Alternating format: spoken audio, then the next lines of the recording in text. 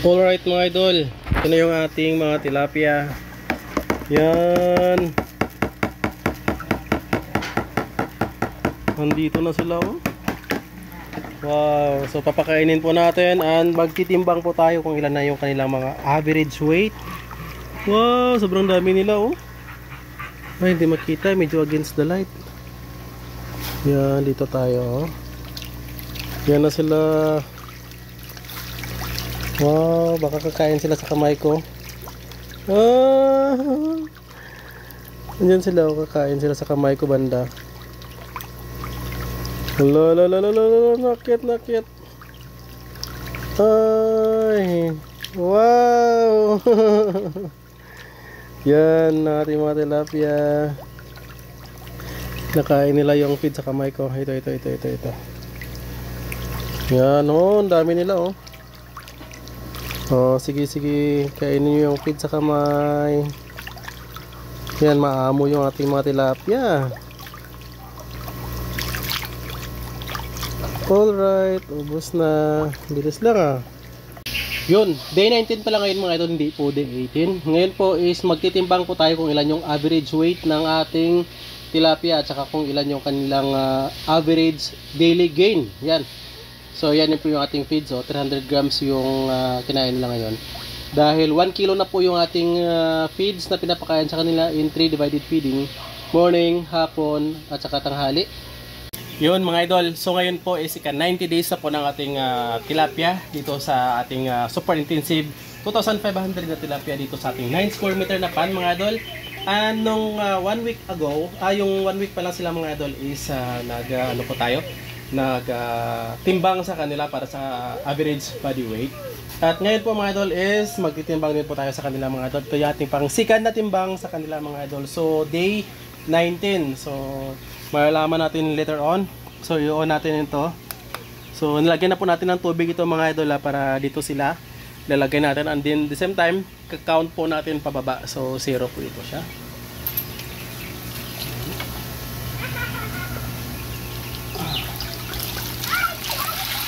Yan. Ito yung ating mga tilapia. Lagay natin dito kung ilan. Mag-average body weight tayo sa kanila.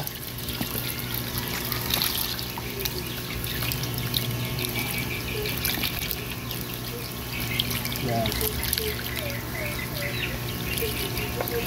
Alright. Ito yung random na nakuha natin dito sa ating net mga idol. So, bibilangin natin 299. May mga talsik-talsik ng tubig. 298 mga idol. Yan 297, nababawasan na yung tubig natin. Yan 298 mga idol, bibilangin natin kung ilang piraso ito. Basta 298 po ito siya.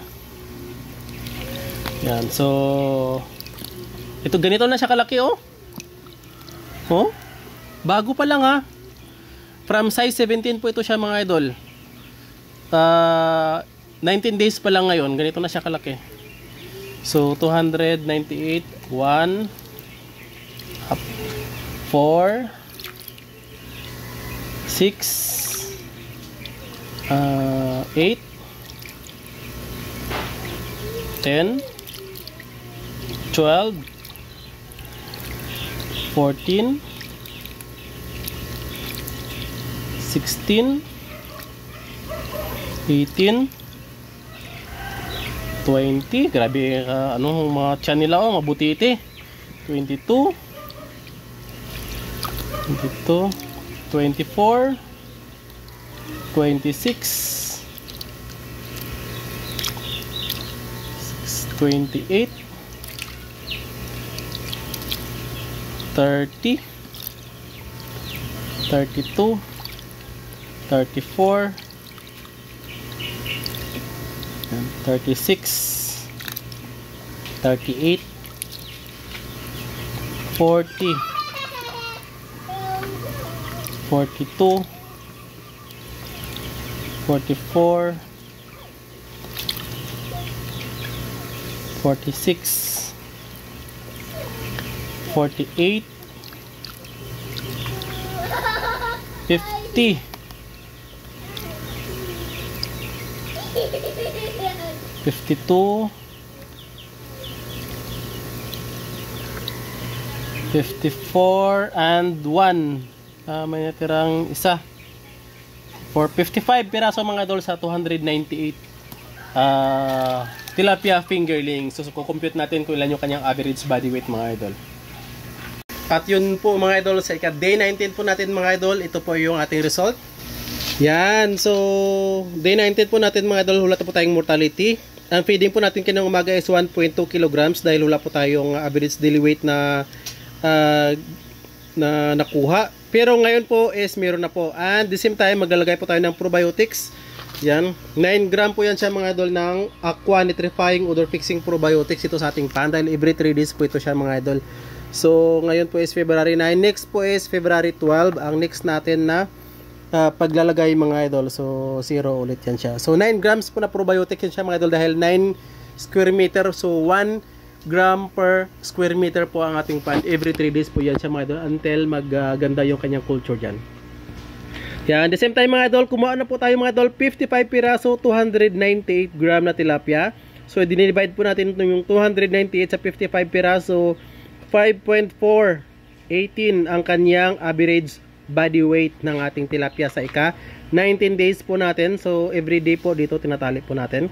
Yan, so ang kanyang average daily gain mga idol is 0.23 dahil yung day 0 po natin may 1 gram na po tayo. So 5.418 minus 1 po is 4.418. So divide po natin sa 90 days na culture natin mga idol.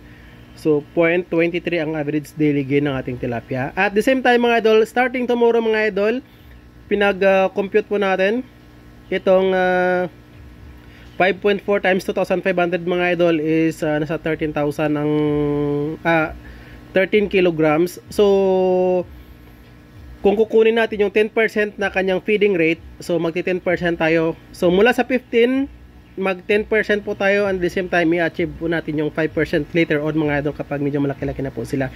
So 1.3 kilos or 1,300 grams of feeds ang daily na nating ilalagay dito sa ating mga tilapia. Yan siya mga idol. So sa mga mas maganda po ito, makabili po kayo 150 lamang po ito, yung may gram-gram lamang mga idol. At least masukat nyo po or matimbang nyo po yung probiotics nyo pong nilalagay. Hindi po kayo mag-overbloom, hindi masyadong marami, hindi din the same time kulang. At ito yung pinakamagandang basihan dahil may grams po siya kapag nag-ano po tayo ng tilapia. Average body weight na random. Yan. So ngayong batch 7 na po ng ating intensive farming sa tilapia mga idol. Yan, or bioflak. Ito, naglalagay po tayo dito. For reference soon, magbibigay po tayo ng complete guide, step by step guide kung ano pong ginagawa natin. Kailan tayo naglalagay ng probiotics, yung average body weight ng ating tilapia, yung ating feeding po daily mga idol, at the same time yung kanyang average daily gain at saka day of culture. So 19 days na po tayo ngayon. So marami kasing hindi naniniwala sa atin. So ito po yung literal, and parati po tayong mag-update. Ito po is ika-7th batch na po natin ng super intensive farming mga idol. So kung saan meron tayong 2,500 dito sa ating 3x3 meter or 9 square meter na pond. Ang taas po nito siya mga idol kapag napuno po ito is 80 cm lamang po mga idol ha. 80 cm mula dyan sa pinakagilid. Pero mula po dyan sa pinakababa mga idol is 4 feet. Dahil yung 1 foot po is paslope po natin papunta po doon sa pinakagitna mga idol. And marami po nagtatanong about sa complete guide, paano natin sinit up yung aerator na umikot po yung ating tubig. Yan, umihikot. Meron po kaming complete guide dito sa aming Facebook mga idol, pero medyo mahirap siguro i-search. I-search na lang po sa aming YouTube mga idol. Meron po. Yan, makikita nyo po naglagay tayo dyan ng hose, matala air diffuser, kaya pumupunta dito yung tubig. The same time, ito po mga idol, tanggalin muna natin para ma-appreciate nyo, makita nyo po. Yan, naglagay po tayo dyan. So kaya tinatapon niya dito yung tubig. The same time dito din po mga idol para tutulak niya po doon. The same time doon meron din kaso medyo mahina lang, pinapasa na rin dito ang tubig. So ang ending po niyan mga idol is umiikot yung tubig natin. Doon naman baliktad yung paglagay natin. Kung dito is clockwise, doon ang paglagay naman natin is counterclockwise. So umiikot siya counterclockwise doon. So LP100 yung ating aerator, dalawa pong 3x3 pond.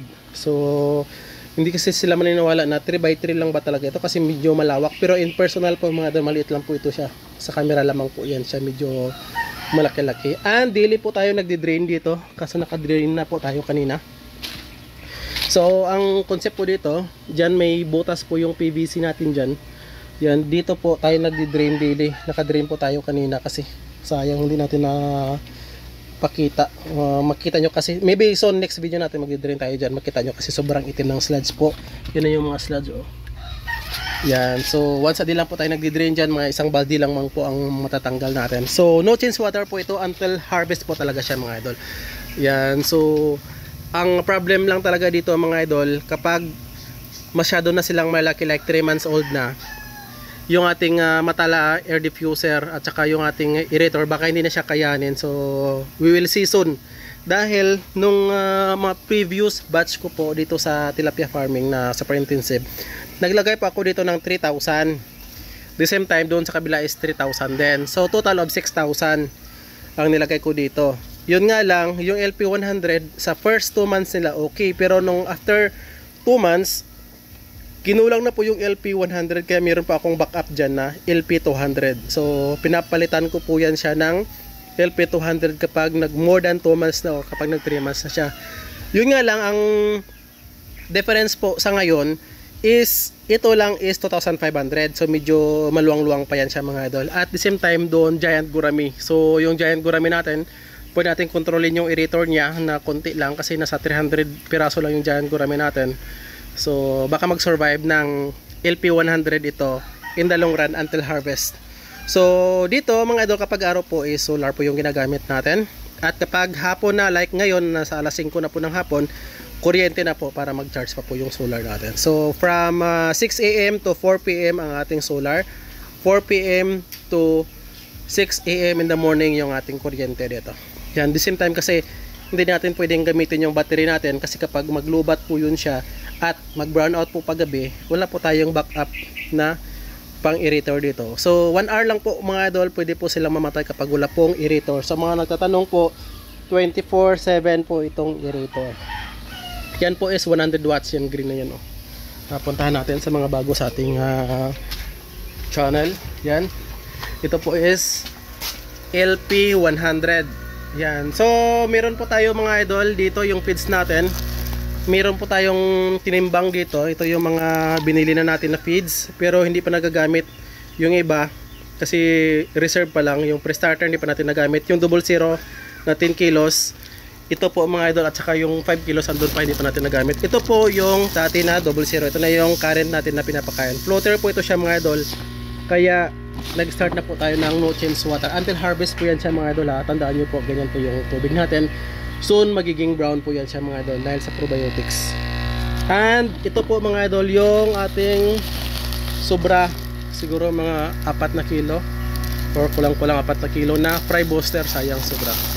Hindi na natin magamit to dahil malaki na po yung ating tilapia, kung nakita nyo naman kanina. Yan, malaki na po sila. Yun po yung gagamitin sana natin paubos yung 10 kilos, kaso hindi po tayo nakaubos ng fry booster. Nag-shift na po tayo pa konti-konti dito sa 00 na dati. Yan, ganyan yung update natin dito mga idol. And soon, bukas until soon, yan, mag-update po tayo dito mga idol. Until harvest po ang update natin dyan mga idol, kasi daily po tayo naglalag po dyan. And good things, wala po tayong mortality today. Yan, shout out sa ER&C Agri Ventures. Doon po natin nakuha yung ating quality na fingerlings ng tilapia. EI po ito siya mga idol, artificial insemination po ang diskarte nila, kaya almost 90% or more pa ang 6 reverse nito. So 6 reverse po ito mga idol. Don't start po sa super intensive na durimi yung tilapia nyo, dahil na try ko po before. Medyo mahirap po siyang i-manage dahil may mga malaki, may maliliit pa. The same time, wag po kayo mag-start mga idol, kung mag-start pa lang kayo ng hindi po naka 6 reverse. So medyo mabagal po kasi siyang lumaki. Ang maganda po dyan is dapat naka 6 reverse, at the same time if possible uniform size po siya mga idol.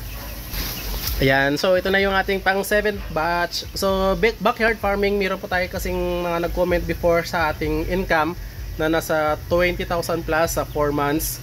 So dito na fish pan, sabi kasi sobrang liit daw ng ating income kasi kung mag 26,000 divide 4 is nasa magkano lang yun ang daily, monthly natin nasa 7,000, kulang-kulang 6,000 ang monthly income natin. So ito lang po mga kasi mga do not expect nakikita po tayo ng milyon dito sa ating 3x3 kasi sobrang liit lamang po ito. Kung naliliitan po kayo sa 26,000 na income natin dito sa isang 3x3 na to, yan, in 4 months to 5 months, syempre ganito lang. Pero kung mag large scale ka, mas malaki pa yun siya mga idol. Kaya I think it's not good na sabihin natin na kita tayo ng 100,000 dito sa 3x3. Hindi po talaga yun. Very impossible po yun. Kahit even 50,000, hindi po tayo kikita ng 50,000 sa 3x3 lang na space ng ating fish pan. That is scam po yan siya mga idol. Maliit lang po talaga ito siya mga idol. And ang feeds po natin, sa 3,000 tilapia fingerlings natin before, kung nag-consume po tayo ng nasa 16 to 17 bags, kasama na po yung tag 10 kilos. Dito we'll see soon kung ilan yung makonsume natin dito. Dahil before is ad libitum na yung papakain natin. Meaning, kung habat gusto nila is nagpapakain po tayo. Kapag gutom po sila or halimbawa naubusan nila yung pagkain natin, nagdadagdag pa po tayo. Pero dito po is may sinusunod po tayo na parang formula. Kasi yung first 2 weeks po is 15% ng kanilang average body weight. Ngayon po is ika 19 days, mag-start po tayo ng 10% na lang ng kanilang body weight. So nasa 13 kilograms kung 2,500 po ito times 5.4.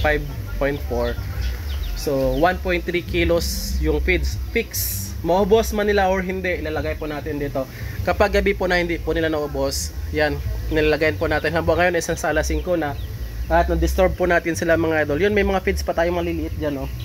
Yan, pinapailaw po natin yan, nag-extend po tayo ng until 6:30 to 7 para maubos po nila itong feeds. Kasi kapag madilim na is hindi na po nila siya kinakain. So sa 1.2 kanina, kasi hindi pa tayo nakapagtimbang, 1.2 kaninang umaga, ngayon naubos naman po nila, konti na lang yung titira ngayon, ang 1.2. So tomorrow is mag-start na po tayo ng 1.3 kilos dito sa feeding natin. And every week po mag-adjust po tayo, depende po mga dola sa kanilang average body weight. So kung magtitimbang sila soon after 1 week ng mga 18 kilos, so 1.8 kilos na yung ating nilalagay na feeds dito kasi magbe-base tayo sa 10%. So soon titingnan po natin kapag nag 2 months na sila, baka mag 5% na lamang po tayo dahil kapag marami na po siyang flock dito mga idol, usually in a via flock system ng pang 7 batch natin, tipid po talaga sa feed siya mga idol. So marami po silang kinakain. So maybe soon ang 10% po natin na ilalagay dito na feeds is hindi na po nila siya maubos dahil may nakakain pa po sila mga flock po dyan, yung mga microbial protein. So we'll observe again soon kung maubos po nila yung 10%. Kaya pa-reduce tayo ng pa-reduce. Kasi ngayon po 10% pa lang dahil naka tatlong lagay pa lang, dalawang lagay pa lang tayo ng probiotics. So hindi pa masyadong nag proliferate yung culture ng probiotics dito. So medyo kukunti ko kukulangin yung mga flock na nakakain nila. Yan, maraming salamat po mga idol. Yan, so sa mga marami pong magtatanong sa video natin, please comment down at bibigyan po natin ng topic yan soon. Sasagutin po natin yan via video dito sa ating fish pan soon. Yan, happy farming! Bye bye!